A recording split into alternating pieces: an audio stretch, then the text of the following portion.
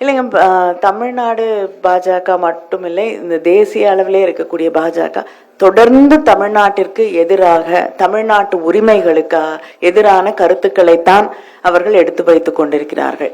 ஏன்னா இந்த எண்ணிக்கை, நம்முடைய எம்பிஸோட எண்ணிக்கை குறையும் பொழுது அங்க நாடாளுமன்றத்திலே நாம் எடுத்து வைக்கக்கூடிய கருத்துக்களுக்கு, நாம் சொல்லக்கூடிய விஷயங்களுக்கு முக்கியத்துவம் குறைந்து கொண்டே வரும்.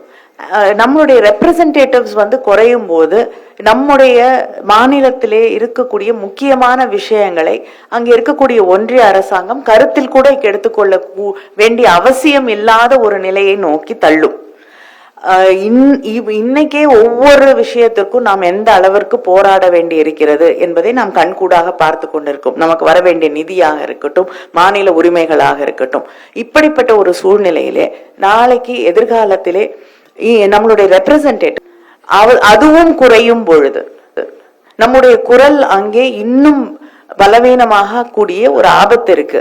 இதை தெளிவாக தெரிந்து வைத்துக் கொண்டு தமிழ்நாட்டில் இருக்கக்கூடிய பிஜேபி இதற்கு எதிராக பேசுகிறது என்றால் நாங்க தொடர்ந்து சொல்றோம் இல்லையா, அவர்கள் தமிழ்நாட்டிற்கு எதிரானவர்கள், தமிழ் உணர்வுகளுக்கு, தமிழ் மக்களுக்கு எதிரானவர்கள் என்பதை நம்முடைய முதலமைச்சர் அவர்கள் தொடர்ந்து சொல்லிக் கொண்டிருக்கிறார்.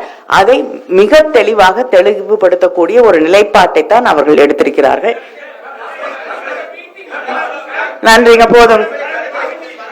இல்ல மத்தவங்களும் பேசுவாங்க, மத்த லீடர்ஸும் பேசுவாங்க.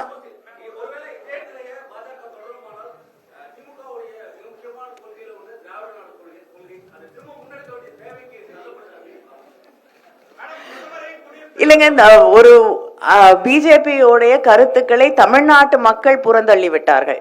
அதனால புறந்தள்ளப்பட்டவர்களுடைய கருத்துக்களை பற்றி நாம் பேச வேண்டிய அவசியம் இல்லை. நன்றி.